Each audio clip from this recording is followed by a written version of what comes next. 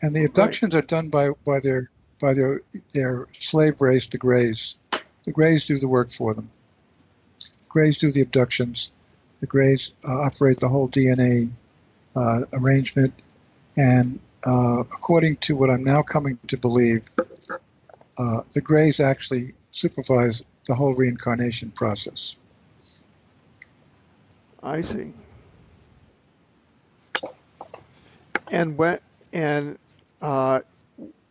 So the reincarnation process is a recent process, or because it seems that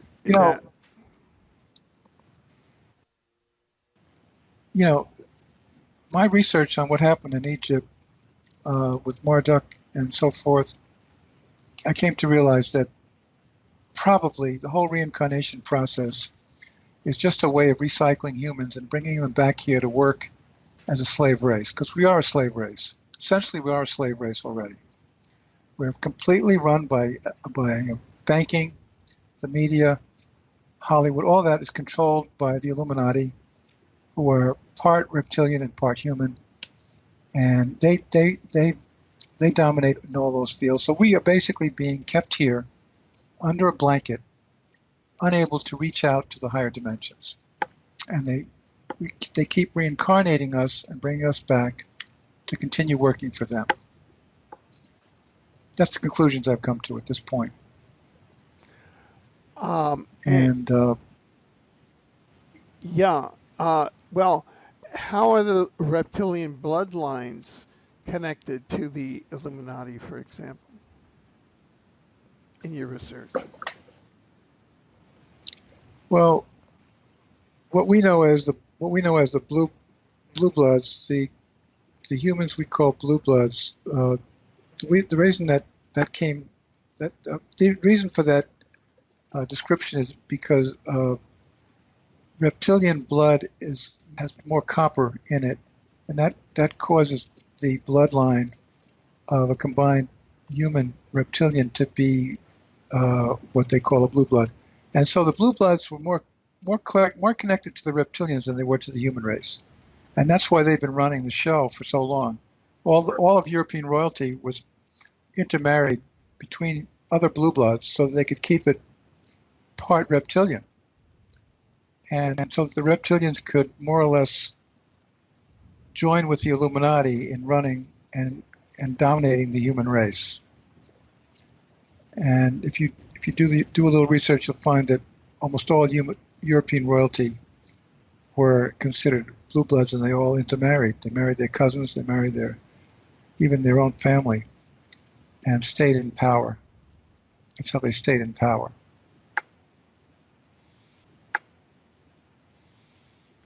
Right.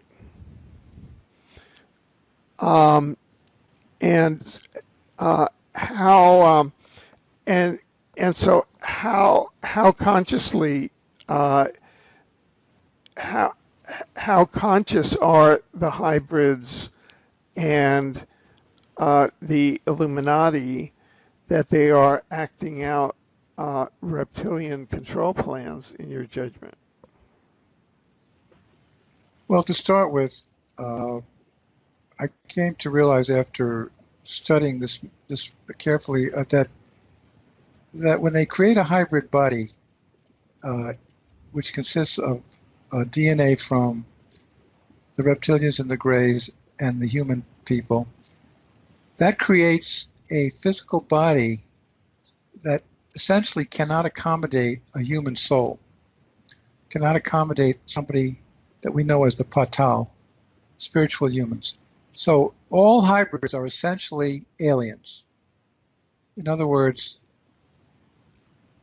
the hybrid body can only accommodate an alien soul, if you want to call it a soul. So essentially, the hybrids are already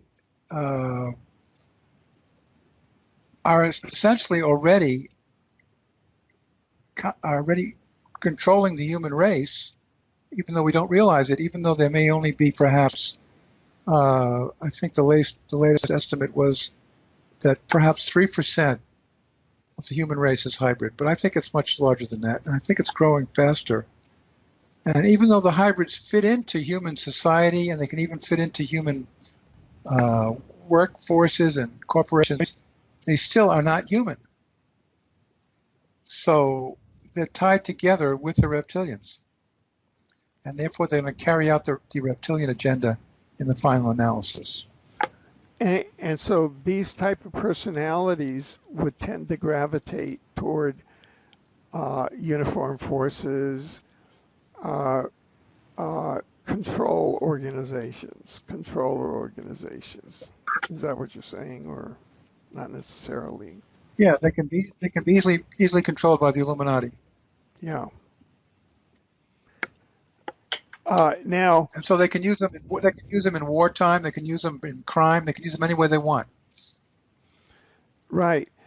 However, to go back to the documented history, I mean, you have, over 300 pages of documented history here, exopolitical history, and there's another side to the equation, and the other side of the equation is the upper dimensional human forces in the galaxy. So aren't they playing a role here that along with you have upper dimensional forces that aren't they playing a role with the planet, with planetary ascension, with human soul development, with countering the transhumanist agenda? Have you found evidence of that? Absolutely. Yeah. Absolutely. In fact, the point that I made in the book was that Jesus himself was put here by the Federation. He was not only was he trained by the Federation. First of all, he was chosen by the Federation because of his bloodline. After Atlantis sank, there were still many, many humans dotting the globe, living all over the globe, who had survived. Now, these humans that survived Atlantis did not have the reptilian brain. They were pre-Adamic. Exactly how they looked, I'm not sure. Maybe some of them did have the enlarged skull, which apparently Corey Good now believes, and David Wilcock now believe that perhaps the pre-Adamic humans did have the enlarged skull. Certainly Akhenaten did have, and so did Nefertiti. But in any case, the humans that existed after the flood, after Atlantis went down, there were many females here who did not have the reptilian brain.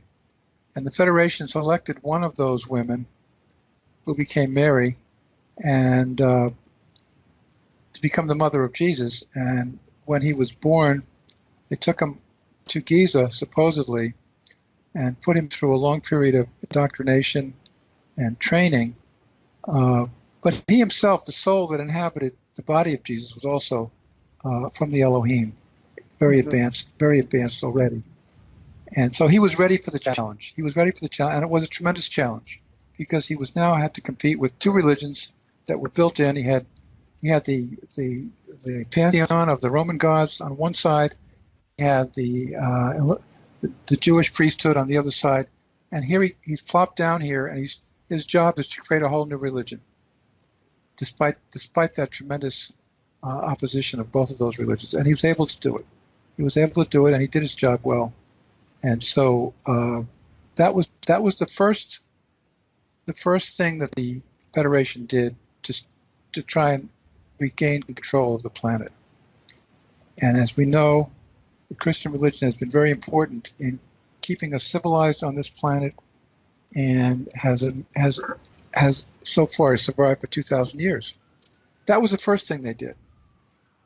But of course, the reptilians were involved in creating the Roman religion, and in Rome.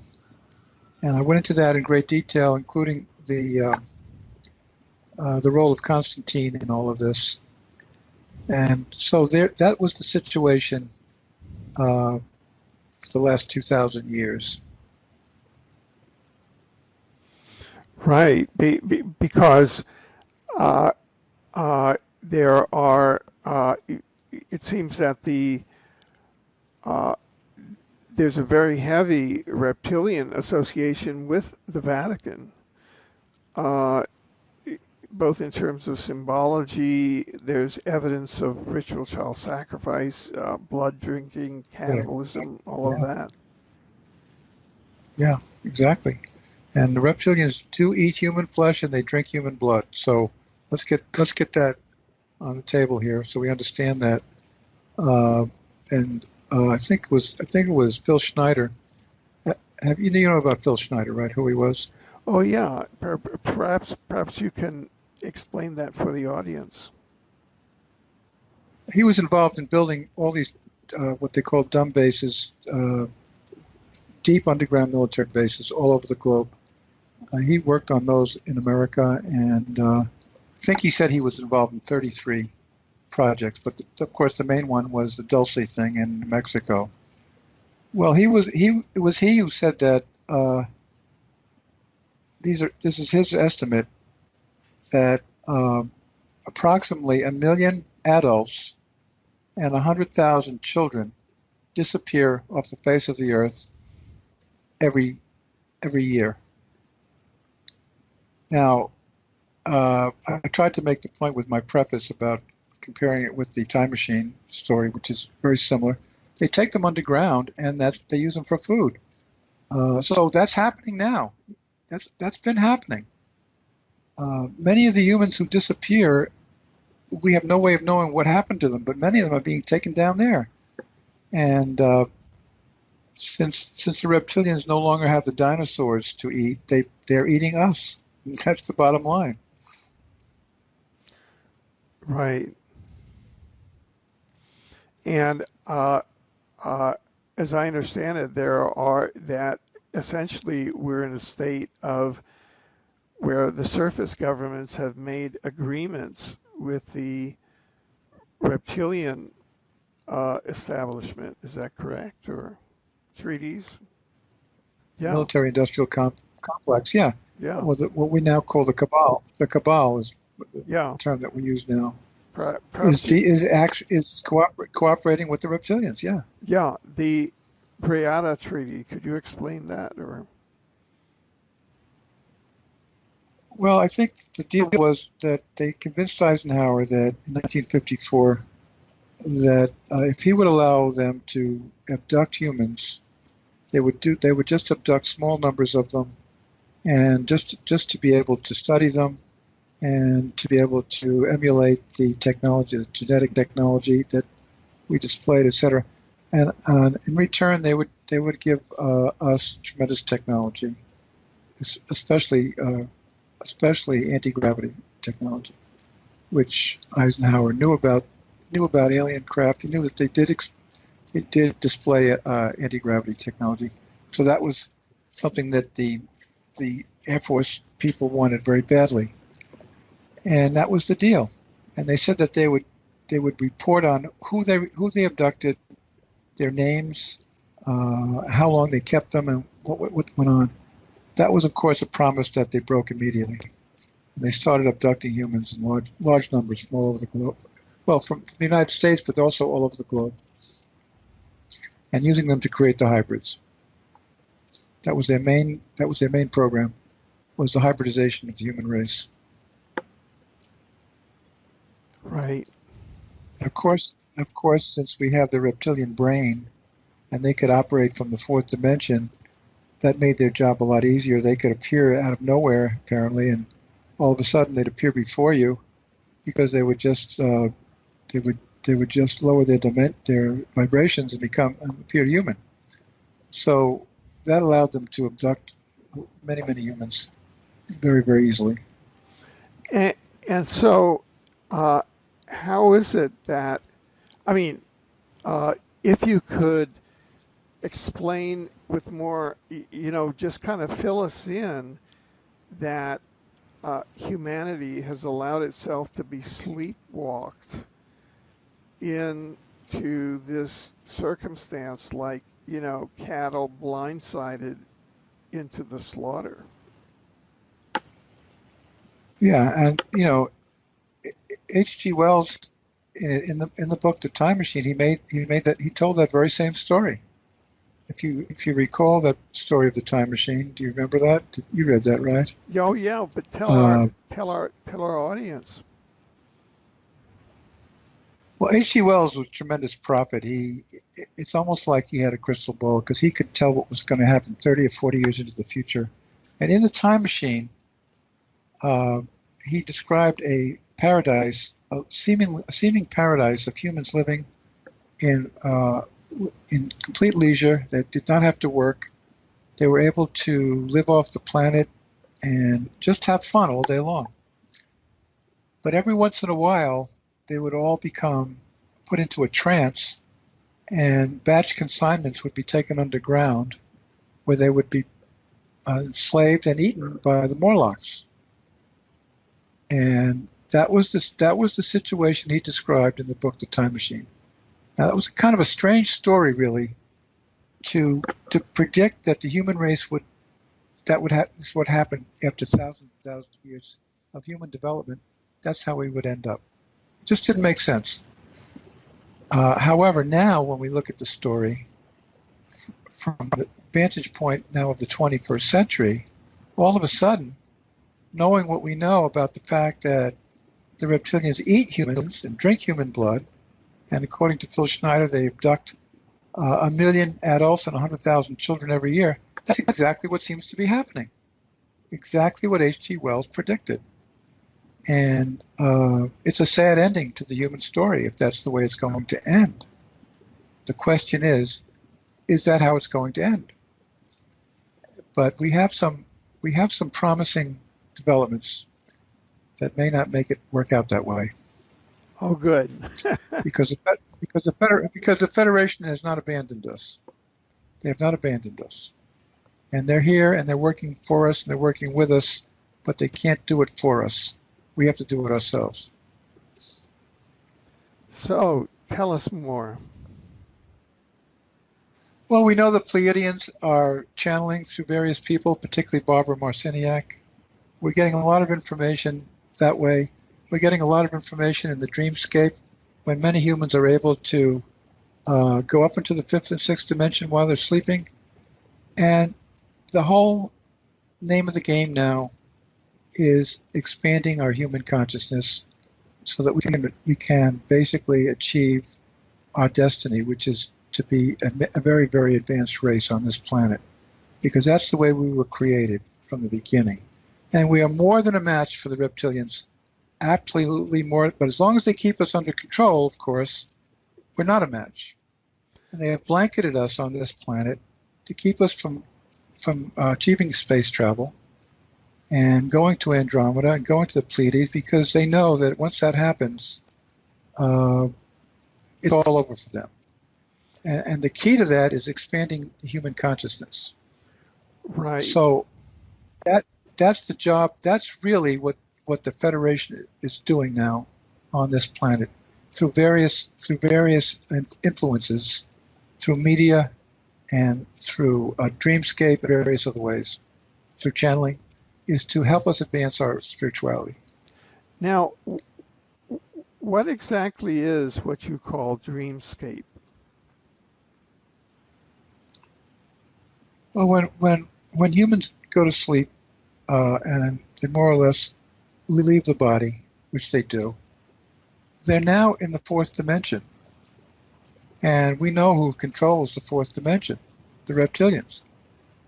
So they're able to program people who are asleep to achieve mind control, because when they wake up in the morning, they will really not know what happened to them or how they may have been hypnotized and mind controlled. But essentially that's what happens, and it happens in the dreamscape, because the reptilians control the dreamscape, which is the lower fourth dimension, or the lower astral. And I think that's exactly how they prepare a nation for war, is they program large numbers of the male population to become more, I would say, perhaps indifferent to human suffering. And But the entities in the fifth dimension and sixth dimension can also program humans through the dreamscape, and that's basically where we are right now. Some of us are responding to that and becoming loving and caring people, and others are becoming murderers and might even say creating what we now know as ethnic cleansing and things like that. That's the game. That's the game we're in now. That's the situation. Once we do, as a race, reach expanded consciousness, the reptilians will no longer have any control over us, and then we will really become a Star Trek generation, a Star Trek civilization, able to travel freely throughout the galaxy. Now, you're describing a process that others have put different words on, like density shift or planetary ascension. Are these familiar words? Ascension. Yeah. Yeah, absolutely. Absolutely. Because what is ascension, really? What is your understanding of the concept of ascension? Yeah, it's moving to higher frequencies. Right. But the reptilians know they have to keep us in lower consciousness in order to stay in control. Right. So they distract us. They distract us with the media, with Hollywood, with toys and devices to keep us away from expanding to what they know will eventually endanger them. And so keeping us dumb and dumber is a goal. Right. Now, as you were talking about the development of the reptilians and their relationship to love, light and love being along the higher frequencies, what came up for me also was the sentient inorganic AI, artificial intelligence, because it too, it cannot experience love, and it's in competition with love and with God, and Right. It's often been said that the reptilians are in alliance with the sentient AI that is now also vying for control of the planet. And I'm wondering if you've run across that in the course of your research. Well, it became clear to me as I did the research about World War I and World War II that both the Kaiser and Hitler were anti-Christian, and that suppression of Christianity has been the goal of those humans who were in alliance with the reptilians, because the Nazis were in alliance with the reptilians from the very beginning. And the Kaiser was a blue blood. We know that because he was part of European royalty for which had been developing for hundreds of years. So keeping us anti-Christian was a way of keeping us from loving, because the main thesis, or the main point of Christianity is love thy neighbor as thyself. This was a whole new concept in religion. No one who had ever been involved in developing a religion or starting a religion had ever talked about love before. So the Federation knew that if they could keep that going and developing that would be the key to our victory, because we are able to love. And the reptilians do not have that ability. It's not that they're evil. It's just that they're not built that way. They don't have that capability. They don't have a heart chakra. They don't even know what it is to love. And basically, that's why they are essentially afraid of us, because they know that if we actually develop that capability, their days on this planet are finished. And that's where we are right now. We're at a stalemate at this point. As we start to expand our ability to love and to raise our consciousness, we become a great threat to them, and will eventually, of course, have higher technology that goes with it, and spacefaring technology, and we'll be able to travel freely throughout this galaxy and to other galaxies. and meet our other relatives throughout the galaxy, because they're out there waiting for us. Right.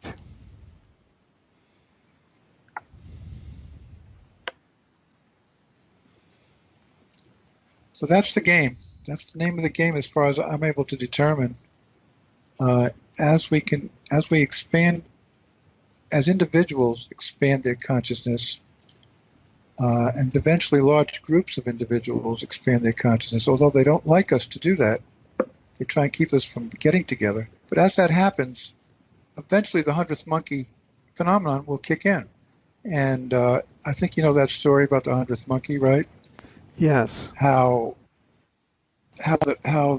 basically what happens is the consciousness starts to expand to other members of the same race, almost magically. And once it starts to spread like that, there's really no stopping it. And eventually, I don't know what that number is, but it's a very large number, of course, of humans who would eventually reach higher consciousness. As that spreads, then the whole globe would become affected by it. Now, in your opinion and from your studies, what's the best way for this kind of consciousness to spread? Because many times political activity becomes divisive, and other types of activities, things break up rather than being unifying. Going back to the history of the Atlans, etc., over time, what has been like a great successful strategy over Atlans over the eons, you would call it, in this long-term strategy against the reptilians? Well, for the Atlans, it was easy because they didn't have the reptilian brain. They were humans that they were humans that came directly from Lyra, essentially through the Pleiades. They didn't have that problem that we have. We were part of the deal they had to make with the reptilians. So we have the reptilian brain, and that's a problem. That's a problem because that makes us aggressive. That makes us sometimes hate-filled, and we have to conquer those. We have to conquer those feelings. But once we do and have it under control, then of course we've reached our goal. We've reached our goal. And now, the answer to how to do that is in the third appendix in my book. Right. I don't know. Did you get that far? Oh yeah, I did actually. I have gone through this. This is a remarkable book because not only is it a history book and an exopolitics book, but it's a self-help book, and I want to commend you for that. Well, thanks. I knew it. We had to get a positive. We had to end on a positive note, and I had to end with the encouragement that we can all do this. We can all do this. And that last appendix was written by an extraterrestrial. Amazing. And it's out there on the internet. It is. It is amazing that we were able to get that and put it in print because he was from Procyon. And the Greys succeeded in taking over Procyon and eliminating the human race from Procyon so that they all became refugees. And he was one of those refugees. And so he knows what he's talking about. He knows how they do it.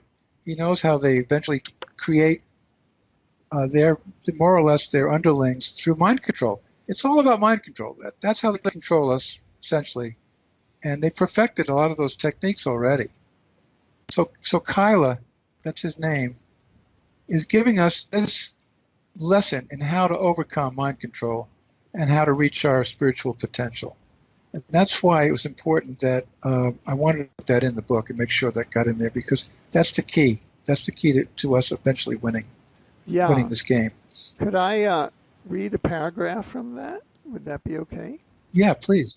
Absolutely, sure. Yeah, this is so good. I'm kind of reading from toward the end of it. He says, your own consciousness is the most potent weapon that is available to you at the present time. The most effective way to fight the Greys is to change the level of your consciousness from linear thinking to multidimensional awareness. Your secret weapon, your ace in the hole, is that you are not hive mind collective thinkers, though many of you do fall in that category by conforming to conventional group patterns and are therefore easily controlled by the grays. Collective thought patterns among humans empower the grays. It is your individuality which is your best weapon, because it is the one weapon you have that the grays do not have. The major weakness of the grays, their area of vulnerability, their Achilles heel, is their inability to think as individuals. They are an extremely telepathic high-tech society, but as individuals they are not creative thinkers. They take orders well, but they do not conceptualize well. Interesting, huh?